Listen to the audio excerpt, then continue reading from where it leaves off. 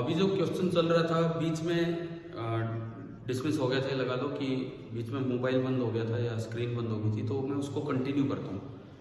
Question ये था हमारा तीसरा सवाल, जिस सीक्वेंस में काम चल रहा था। दो फोर्सेस हैं, टू फोर्सेस, दो फोर्स आपको दिए गए हैं, some of whose magnitudes, two forces sum of whose magnitudes is 18 Newton are giving a resultant of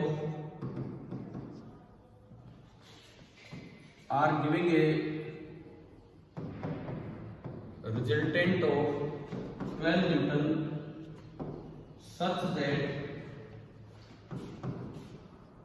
the resultant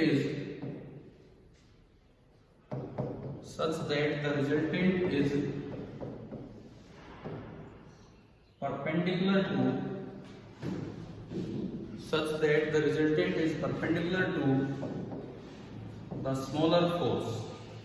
छोटे वाले फोर्स के जो रिजल्टेंट है वो परपेंडिकुलर है। Find the magnitudes of the forces, find the magnitudes of the forces. तो इसे एक सवाल में हमें जो जानकारी दे रखी है, बोले दो फोर्स हैं, दोनों का मैग्नीट्यूड का सम कितना दे रखा है 18 न्यूटन, लेकिन दोनों का जो रिजल्टेंट आता है वो कितना आ रहा है 12 न्यूटन। और इस तरह आ रहा है कि जो रिजल्टेंट है उन दो में से छोटे वाले के परपेंडिकुलर आता है। तो आपको बताना है दोनों का मैग्नीट्यूड क्या है। ये हमारा क्वेश्चन है। देखिए, मान लो रिजल्टेंट को मैं बोलूं वेक्टर आर, और उन दोनों का मैं बोल रहा हूं vector P and vector Q. So R vector will be equal to sum of P and Q. ये है आपका गिवन। क्वेश्चन में एक चीज तो ये दे रखी है, एक का मैग्नीट्यूड प्लस दूसरे का मैग्नीट्यूड। मैग्नीट्यूड्स का सम कितना न्यूटन दिया हुआ है 18, लेकिन जो रिजल्टेंट आ रहा है वो कितना आ रहा है 12। रिजल्टेंट 12 कैसे आया होगा सुनिए। मान लो स्मॉलर वाला वेक्टर p है, स्मॉलर वेक्टर p है, रिजल्टेंट 12 आ रहा है, इसका मतलब q किसी और एंगल पे है। रिजल्टेंट 18 तब आता है जब दोनों की डायरेक्शन सेम होती है, अभी कुछ और एंगल पे है। अच्छा, जो रिजल्टेंट आ रहा है वो छोटे वाले के परपेंडिकुलर आ रहा है, इसका मतलब रिजल्टेंट ना ऐसे बना है, रिजल्टेंट ऐसे आ रहा है। ये आपका आर वेक्टर है और आर की लंबाई 12 है। अब देखो, अब थोड़ा सा दिमाग लगाना होगा। ऐसा तभी पॉसिबल है जब क्यू वेक्टर इधर कहीं हो और पी और क्यू ने मिलके ये क्या बना दी हुए सर्कल। तो हमें ये दिया गया था कि आर पी के परपेंडिकुलर है, तो ऐसा तभी पॉसिबल होगा जब क्यू और भी उधर हो, क्योंकि पी इधर बना दिया, क्यू इधर बना दिया, फिर आर उधर कैसे जा सकता है? आर तो बीच में कहीं होगा। समझ आ रही है बात? अब इस क्वेश्चन में यहाँ पे आर की लंबाई आपको क्वेश्चन में कितनी दी है 12, पी प्लस क्यू कितना दिया है 18, और ये डायग्राम दिया है, और आपको निकालना है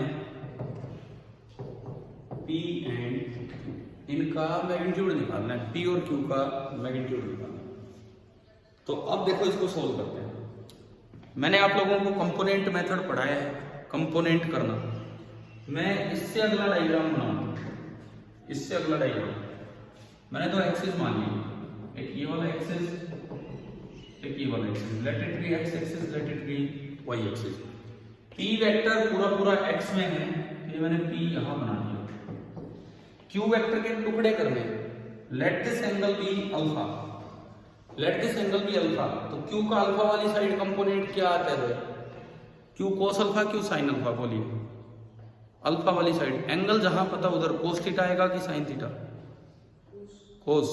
तो क्यू का जो इधर कंपोनेंट बनेगा, क्यू का जो इधर कंपोनेंट बनेगा वो तो बनेगा क्यू कोस अल्फा, और क्यू का जो दूसरी साइड कंपोनेंट बनेगा वो क्या बनेगा क्यू साइन अल्फा। एक क्यू कोस अल्फा और एक क्यू साइन अल्फा, और रिजल्टेंट यही है, ऊपर है, तो ये आर है, और ये दोनों क्या हो गए होंगे पक्का कैंसिल हो।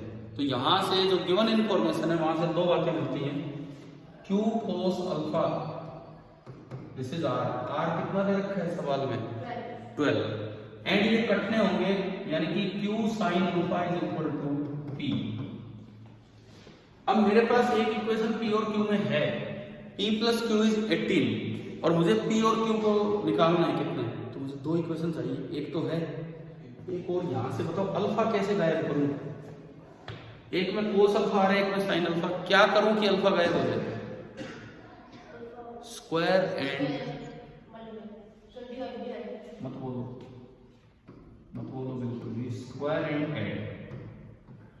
अगर आप स्क्वायर और ऐड करोगे तो क्यू स्क्वायर कॉमन आया और अंदर बचा कोस स्क्वायर अल्फा प्लस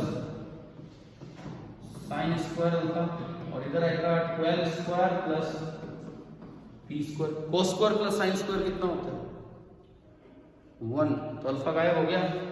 यहां से आया क्यू स्क्वायर बराबर 144 plus P square, Q square minus P square is 144, Q square minus P square को मैं लिख सकता हूं Q minus P into Q plus P and this is 144। अच्छा क्यू प्लस पी कितना है, क्यू प्लस पी कितना है 80, आपने इसमें रख दिया तो Q माइनस पी आ गया 144 अपॉन 18, कटाए 9 से 9 1 9 9 6 54 2 8। तो मेरे पास ना दो इक्वेशन होगी अब सोल्व करने के लिए, एक इक्वेशन है P प्लस क्यू इज 18 और एक equation I Q minus P is 8। ये तो कोई भी बच्चा सोल्व कर देगा, आगे P और ऐड किया, ऐड करते ही P से P कटा, 2Q 26 तो Q आ गया 13 न्यूटन। बड़े वाले फोर्स का मैग्नीट्यूड आया 13 न्यूटन, बड़े वाले फोर्स का मैग्नीट्यूड आ गया 13 न्यूटन। अगर मैं इस 13 को इसमें रख दूं, Q को इसमें रख दूं तो P बताओ कितना है, हाँ आपने इस 13 को इसमें रखा तो छोटे वाला फोर्स आ गया 5 न्यूटन। मतलब मेरे पास आंसर आ गए कि जो दो फोर्सेज हैं उनके मैग्नीट्यूड है 13 न्यूटन एंड 5 न्यूटन। बताओ भाई समझ आया कि नहीं आया वेक्टर पे क्वेश्चन? आपका तो टॉपिक ही चल रहा है तो आपको तो बड़ा क्लियर होना चाहिए, ठीक है? क्लियर है यहाँ तक? ओके।